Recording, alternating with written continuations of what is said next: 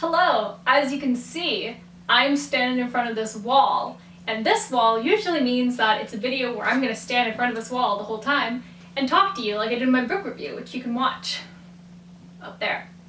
So, as you are aware, it is now 2022. That means a brand new year. That means New Year's resolutions, goal setting, reflection, all of that stuff. So what I wanted to talk about today, as you saw from the title, is 21 things that I learned or observed and or experienced in 2021, and then how I'm going to be using those learnings to help me in 2022. So let's go with the first one.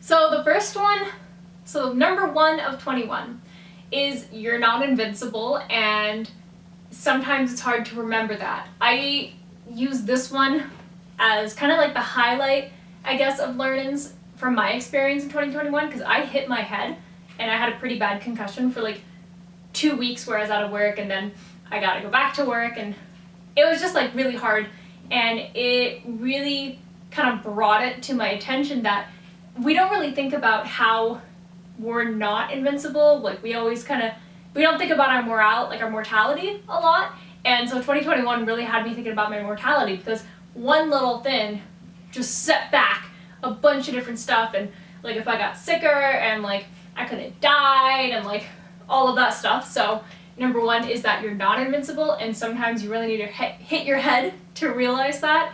And so I think it's just an important thing to realize, because sometimes you just cross the street and you don't look both ways, and you don't really think about it because you kind of imagine yourself as like invincible and immortal, but you're not. And that was a pretty good reminder for me.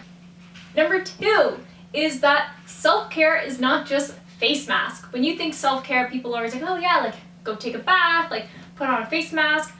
Of course that is self-care, but there's so much more to self-care. Self-care for every person can look differently. For me, I like to just bundle up in a bunch of blankets, eat some chips and some chocolate, and just watch like a TV show or a movie, or just like play a video game, or even just like taking time for myself to just take a book, read it, or like color in it, or even just like go for a nice little walk for my stupid mental health, and then look up at the clouds, or just like gaze, or just enjoying life. I think is a really important part of self-care that I feel like sometimes gets forgotten, because a lot of people, including myself, would think that self-care is just taking a bath and a face mask, but there's so much more to it. There's like meditation and affirmations and journaling. Like the world is your oyster. Like collecting these guys is great for my self-care because I love them and they're really cute. So for me, personally, this is part of my self-care, collecting a bunch of squishmallows. Constant improvement takes time, but you can see results if you're constantly like paying attention, because usually when you, let's say like you set a goal, you just kind of expect everything to instantly happen, and maybe like a couple months instantly happen, and then you kind of get discouraged. So what I've done and what I've learned is set in like these goals that I can keep track of on a weekly basis to kind of track my own progress, to see how close I am to hitting my goals, if things are going well, and being able to just like figure out if maybe there's something I'm lacking, to instantly take hold of that and continue to improve myself, as well as identify like weaknesses, identify strengths, and instead of just setting like one giant goal saying, I want to improve myself, you have to actively work towards it, and keeping track of that, even the small little improvement is like, it's a big motivation booster. Number 4, certain things can affect your mood, but one negative thing in your day does not equal a bad day. Now, this was one that I've been aware of, but last year I was really just like, okay, you know what, I'm gonna own it. Like one bad thing, like maybe someone says, I don't know, for instance, someone says something mean about you, and before I'd be more like, oh yeah, like they said something mean about me, like my whole day's ruined. Even if everything else about that day was amazing, I would kind of get stuck in my own head and be like, okay, like my whole day's ruined. So instead, I've kind of changed that around and recognized that 1 or 2 bad things does not equal a bad day. There are so many other great things that happened in the day. Like maybe someone was really nice to me at work, or I led something and I did a presentation, or the clouds looked beautiful, or I got like a new squishmallow, or like anything like that. Because I find that when it comes to positive things, you don't really focus too much on it, but when you get like one negative thing, it kind of deletes all of the positive things that may have happened in your day. So instead of like focusing on the one or two bad things that happened and think it's a bad day, just kind of changing that mindset around and focusing on, okay, some bad things happened, but so did some good things, so is it really a bad day? Number 5, you can work hard, but you're not always going to get what you want, and that's completely okay. I talked recently on my podcast about this, actually, and how you can work towards a certain goal, and maybe you think that that goal is right for you, and you're really disappointed when that goal doesn't happen, or maybe it doesn't go the direction you think it is, but it actually turns into something better. So working hard is important, and having goals is important, and obviously working towards a goal and then not achieving it because of like some other outstanding elements, it sucks, but I think it's also okay because 1, it's a learning experience, 2, it could be leading you to better things in the future that are more right for you moving forward. Number 6, being challenged is important for your personal growth as well as career growth, and it doesn't mean that everybody hates you. It doesn't mean that anybody hates you, to be fair. People can criticize you and they can give you constructive feedback, but it's because they want what's best for you. They aren't giving you that feedback because they think you're horrible or that you're awful or anything like that. More often than not, you're underestimating yourself, and these people are giving you that push that you need to help you continue forward in your journey of life, growth, of career, personal development, anything like that. But if someone comes up to you and goes, I hate your face, you're ugly, or something, like, they're not trying to help you, they're just being jerks. So in the case of people being critical towards maybe your work or critical towards something else, more often than not, they're just trying to help you achieve like that next step and push you to where you need to go because they believe in you, even if you don't believe in yourself. Number 7. There are a lot of different ways that you can boost your mood, but make sure that you focus on the ones that are actually helping. This was a big problem for me this year because the concussion kind of made me go down, and I'm just like, okay, I want to feel better. And you know what makes me feel better? Spending a bunch of money. That was not wise. Don't do that. Even though like you know it's not wise, you're just kind of doing it anyway because you want to fill the void in your soul. So don't be me. Don't do that. I learned that the hard way. That it can feel good to spend a bunch of money, but you really should not spend a bunch of money just because it makes you feel good. There are a bunch of other healthier ways that you can feel better, like I talked about in self-care. Like going to the gym is great. Like that makes me feel like alive. Meditating is great. Just like stretching or having a garden, like writing a book, doing your hobbies, making videos, podcasting, so many healthy ways to boost your mood. And so I learned that the hard way in spending a bunch of money when I should not have. Number 8, it is 175,000% okay to mess up. Other people mess up, and that's okay. So why is it not okay for you to mess up? It's completely okay for you to mess up. Messing up obviously feels really icky and really gross, and nobody likes doing it. But messing up also helps you learn how to do things properly. It teaches you perhaps not to do it again, or you're going to do it again anyway, but you're going to be able to recover from it faster and improve on it faster and all of that stuff, because like mistakes are really one of the best ways to grow. I'm going to tie into my example of me spending a bunch of money when I was sad, because my concussion made me sad, and learning from that, I am now not going to be doing that moving forward. But it was a good learning opportunity, and no one really got hurt, like really at all actually, so that's even better. Number 9, you are allowed to change your thought / opinion / stance on something, even if it wasn't your original one in the first place. What I mean by this is, let's say you believe in something and somebody else doesn't. You have a discussion about it. Maybe they give you facts you didn't know, or maybe you give them facts that they don't know. Go away, do your research, dive into it a little bit more, and then come back out and you're like, you know what? That person was right. Or that person goes, that person was right. And so there's nothing wrong with that. Like, we are constantly growing, constantly evolving as people. So you don't have to stick with something that maybe you liked in the first place and now you don't like it anymore. Like, using animals as an example, let's say my all-time favorite animal as a kid was like a lion or something. It's actually fish, but we're using a lion, and I'm like, I love lions, like lions are amazing, like I'll never stop liking lions. But then maybe you become a teenager and a lion eats your best friend or something, but everybody else still thinks that you love lions. For Christmas, all you're getting are lion gifts, but maybe you don't like lions anymore. So you kind of go, I don't like lions anymore.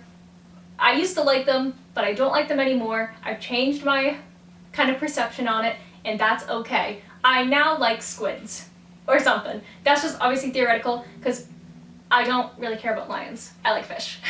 Number 10. Now, I don't know if this really, I did not format this one really in like the same way as the other one, so just bear with me here. This one I guess is more of like an experience-based learning. And this is how in the weirdest way COVID helped me increase my self-confidence. What I mean by this, which is super bizarre, and I think it has to come with working from home, I used to be the kind of person who would do like a full face of makeup before leaving the house. I would always make sure like I have the cutest outfit in the whole entire world on before I go in the house. Even if I was gonna like film it, I used to make YouTube videos like a really long time ago, when I was like 9 years old, and even back then I was like, I have to make sure my outfits look good.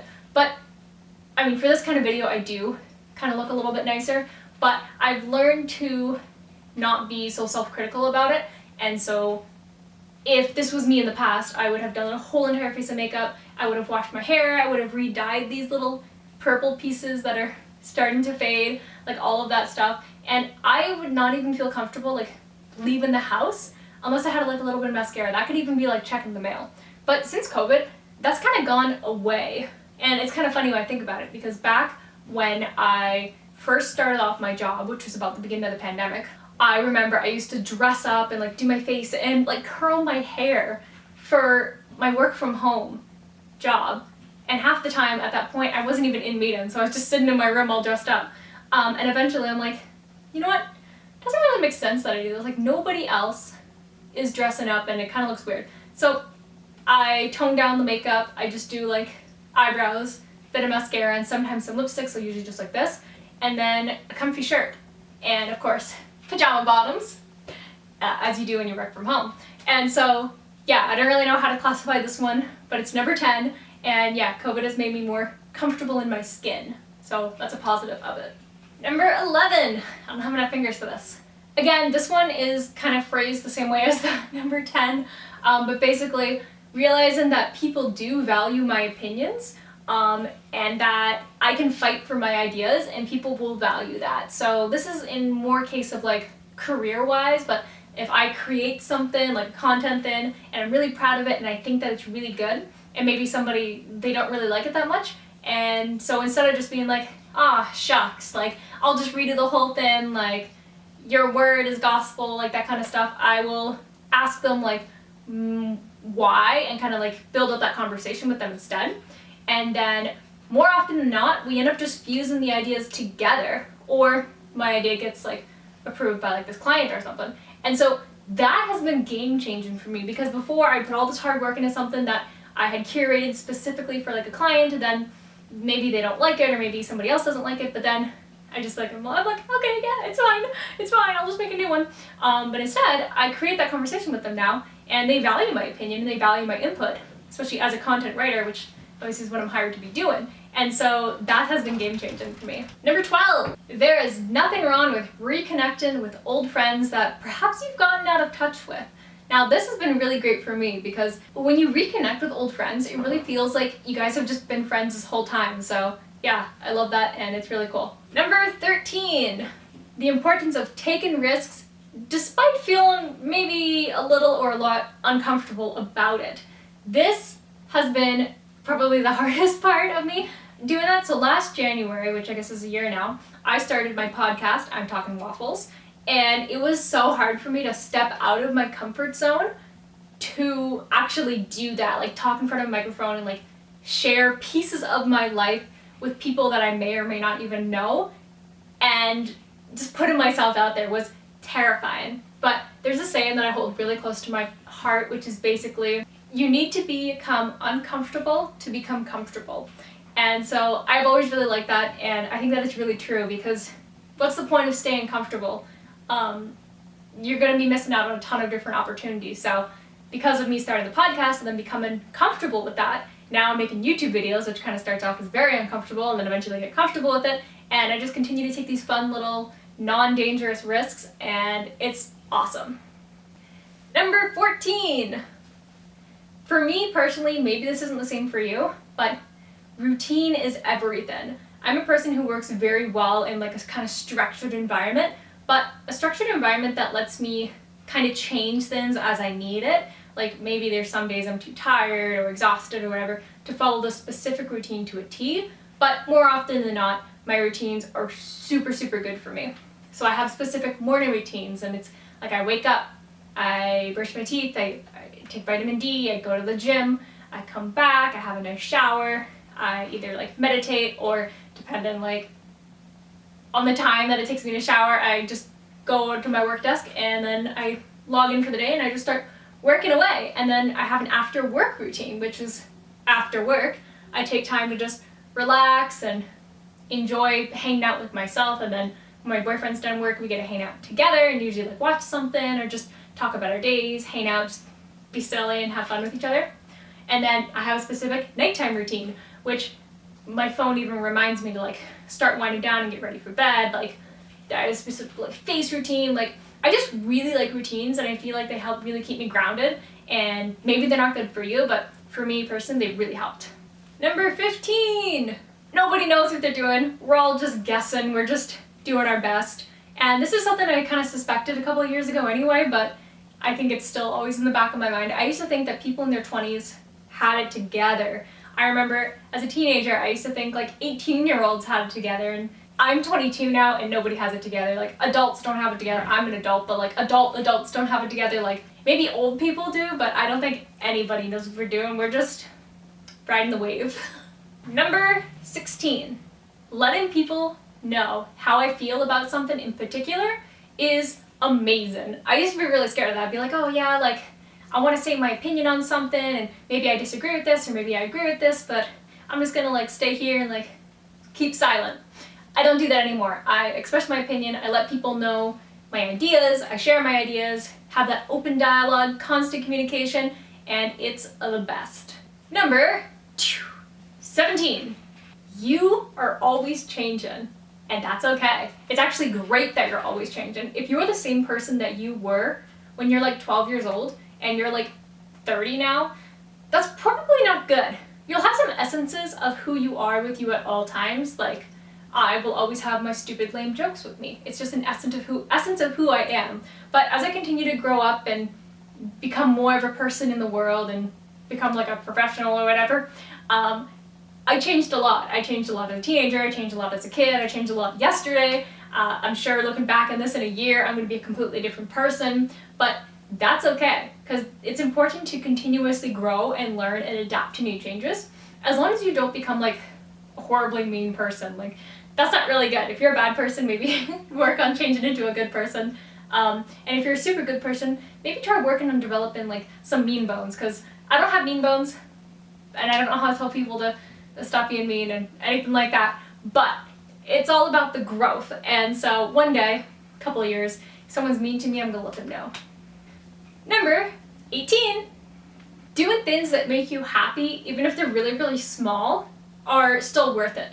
I personally really like to draw smiley faces on like a bunch of random things. It doesn't matter what it is, if it's like the condensation on the window or a random piece of scrap paper, or I don't know, someone has an Apple Pencil and I just like take it and draw something on their iPad or whatever. Those little things, I don't know why, but they just like spark so much joy in me, and so there's no point in not doing those little things if they make you happy. Number 19. The importance of not overworking myself.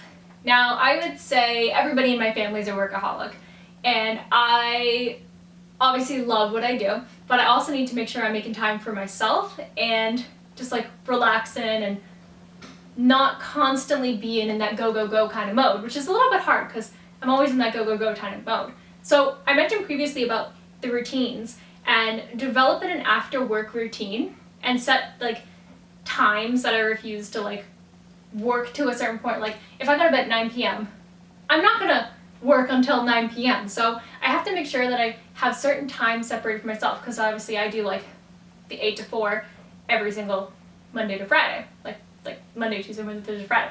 And so I told myself 6 o'clock is the latest that you're gonna work if you have to work overtime or anything like that. And then it doesn't matter what it is, I get to take that break. I get to relax, and I need to set the time for myself. That way I can like focus on like me and my relationship and like family and friends and all of that stuff. So really just not overworking myself and making sure that I have that work-life balance, really. 20, money comes as fast as it goes. Now, I mentioned previously that I spent a bunch of money to fill the void in my soul, but this is not related to that. This is related to those expenses that you don't expect. Like, let's say you were moving into a new apartment with a U-Haul truck and you accidentally hit a sprinkler because you couldn't read a sign properly. And then there was a bunch of like sprinkler damage and the top of the truck was damaged, and then it was just like a big thing, and then you had to suddenly spend $500 that you did not expect because of an unexpected cost. This is one of those kind of unexpected costs. There's so many unexpected costs that you have no idea when to expect it, hence unexpected cost. So trying your best to save money in case of those unexpected costs is really important, because you never know like when that's gonna happen. And last but certainly not least, 21. Now obviously last year was 2021, and so that's why we're doing 21 kind of things I learned, not 22, because now it's 2022 and the year just started, so I have a lot to learn. So the last kind of thing that I learned or observed or experienced in 2021 was this: the importance of sleep. As somebody with insomnia, and apparently parasomnia, which is like when you like punch into walls or accidentally kick stuff and like run into walls in your sleep, sleepwalk, like all of that stuff. Sleep is of the utmost importance, because if you're not getting enough sleep, it doesn't matter how much you work out, how much you eat healthy, you're gonna be like, ugh, like all the time. And I was always like, ugh, all the time. And so I created a specific routine, there it is again, for my sleep. That way I'm like focusing on the healthy sleep habits. There was like this whole thing that like the sleep doctor gave me about like special sleep habits to have proper sleep hygiene and all of that stuff. So that includes like not being near screens for like a minimum of an hour. 2 hours is better, 3 hours is even better. Doing low energy impact kind of like things like coloring or reading or drawing, like whatever you want to do, as long as it doesn't involve like bright screens or anything. Focusing the sleeping room only as the sleeping room. Turn off the lights only when you're about to go to bed, and like so much more. So incorporating all of that has been really important, and it has helped me sleep. I still suck at sleeping, but I'm like a little bit better, which is good. So that concludes all 21 things that I learned in 2021. Now, obviously I learned way more than 21 things, but it's just for like, you know, I don't even have to explain it. You get it, 2021, 21. So yeah, don't forget to hit that subscribe button if you haven't already, and turn the bell notification on. That way you get notified anytime a new video comes out. I upload my podcast on the YouTube channel on Mondays, and I upload videos like these ones and vlogs and stuff on Thursdays. But if I have extra time or I'm feeling inspired, sometimes I'll upload extra videos. So you don't really want to miss out on those, do you? Of course, if you enjoyed this video, hit that big fat like button and comment down below what your New Year's resolution is, or some of the things that you learned in 2021. I would love to hear them. I always reply to the comments, so you're not going to be talking to like nobody, I promise. So yeah, with that, I'm going to bid you a great rest of your morning, great rest of your evening, great rest of your night, great rest of your apocalypse, and great rest of your New Year's. I hope you learned a lot and you're excited to learn more. Okay, bye!